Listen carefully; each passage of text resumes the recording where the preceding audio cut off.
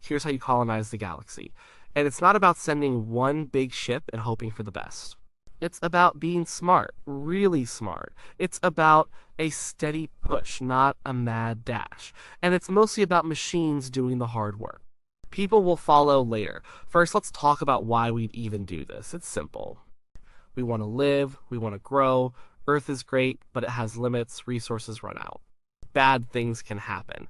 A big rock could hit us, a disease could wipe us out. Spreading out is like having lots of different backups. If one fails, the others are still there. It's about survival, plain and simple. And maybe it's about curiosity too.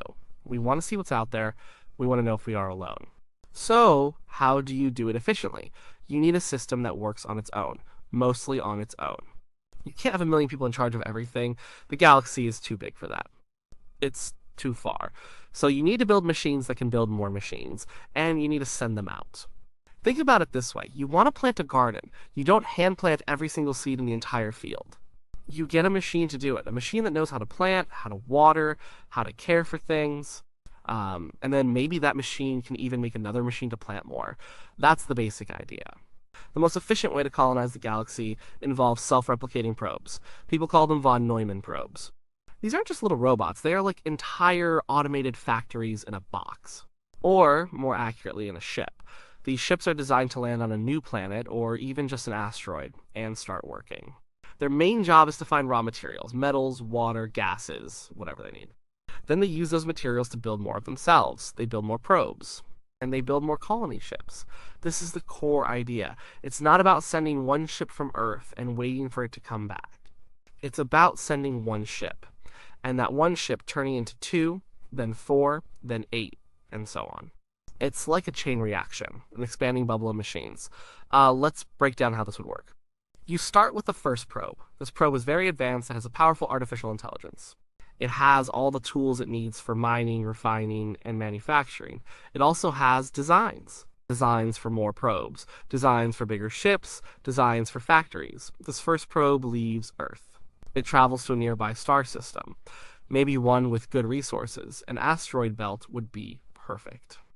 Or a moon with lots of ice. It doesn't need a habitable planet right away, it just needs stuff. Raw materials. Once it gets there, it goes to work. It starts mining, it digs into asteroids. It melts ice, it extracts metals, it processes everything, and the whole time it's building. It's building new parts for itself, it's building new tools, and then it starts building more probes, just like it. As soon as a new probe is finished, it's ready to go. The original probe sends it off to another nearby star system. Or maybe to another part of the same system if it's big enough, then that new probe starts the whole process again. In mining, refining, building more probes, this is how the expansion happens. It's a geometric growth. 1 becomes 2. 2 become 4. It gets very fast, very quickly, and these probes don't just build more probes. They also build bigger things. They start building automated factories on a larger scale. These factories can process even more material. They can build more complex things. They can even start building proper colony ships.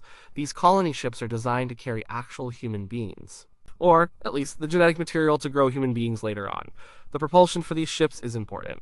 Faster than light travel would be great. If we ever figure out warp drives or wormholes, that would speed things up a lot. But even if we don't, slow light travel can still work. It just takes a lot longer. But with self-replicating probes, time becomes less of an issue.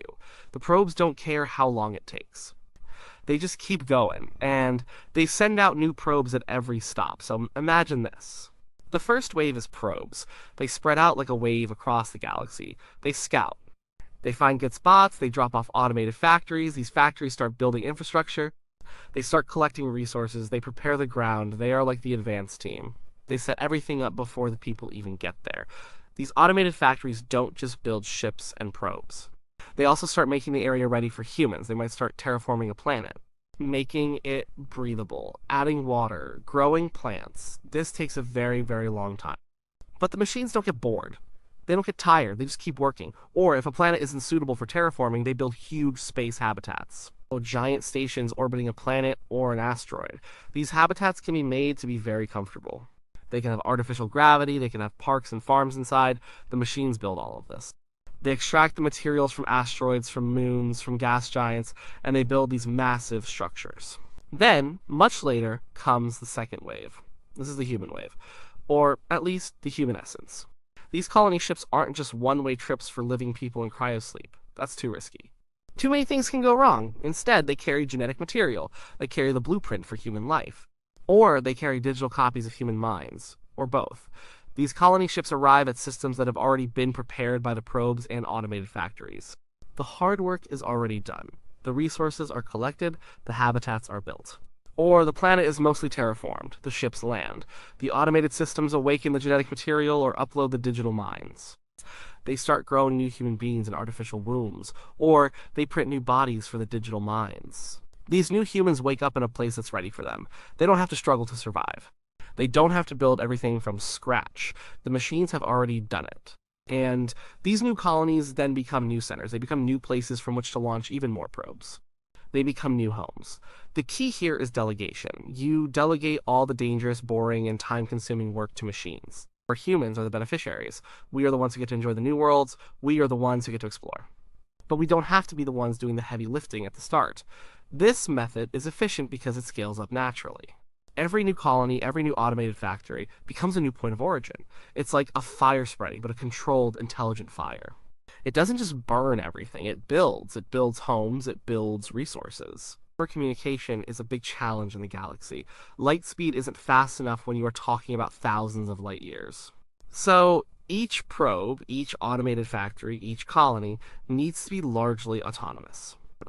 They need to be able to make their own decisions. They can't wait for orders from Earth. That's why the artificial intelligence needs to be very advanced. It needs to be able to adapt. It needs to be able to solve problems on its own. It needs to be able to decide which new systems to target. There should be a set of core directives, basic rules, like spread human life, protect new colonies, avoid hostile alien life forms if found, preserve unique environments. But beyond those basic rules, the AI has a lot of freedom. It has to. This also means that the galaxy won't be a single unified empire run from Earth. That's just not practical. Instead, it will be more like a vast network, a network of independent colonies. They share a common origin, they share a common purpose, but they are distinct. They are self-governing. Well, they might communicate with each other, but there will be delays, so they have to be self-sufficient. And think about the resources. The galaxy has a lot of stuff. Asteroids are full of metals. Comets are full of water. Gas giants have useful elements. We don't need to strip Earth bare. We just need to send out the initial seed, the initial self-replicating probes. Everything else can be built from local materials. This is crucial for efficiency. You don't want to carry all the building blocks with you from Earth. That's too much weight, too much energy, too slow. What about time? Even with this method, colonizing the entire galaxy will take a very long time. Thousands of years, maybe tens of thousands. Even with fast drives, the distances are huge. But again, for machines, time isn't a problem. For humans who are grown or awakened much later, they don't experience the long travel time. They just arrive in a new, ready-made home. There are some big challenges. What if a probe breaks down?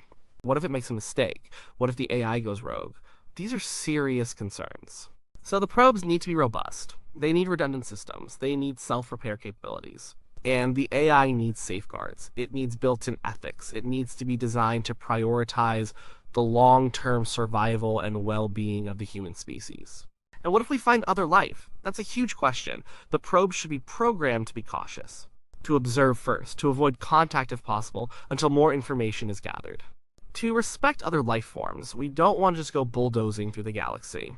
We want to expand, but intelligently and carefully. We don't know what's out there. The initial probe should be stealthy, small, hard to detect. They are scouts, not conquerors. They gather data, they map, they identify resources, they don't announce our presence to everyone right away. That's just smart. The efficiency comes from this relentless, automated, self-replicating expansion. It doesn't rely on constant human input. It doesn't rely on massive upfront resource expenditure from Earth. It's a slow, steady, unstoppable spread. Each step builds on the last. Each new outpost becomes a launch pad for the next. It's not about big, flashy missions. It's about a quiet, persistent, intelligent spread. Sending out the seeds, letting them grow, and then enjoying the garden they create. That's the most efficient way to make the galaxy our home. Not just one home, but millions of homes.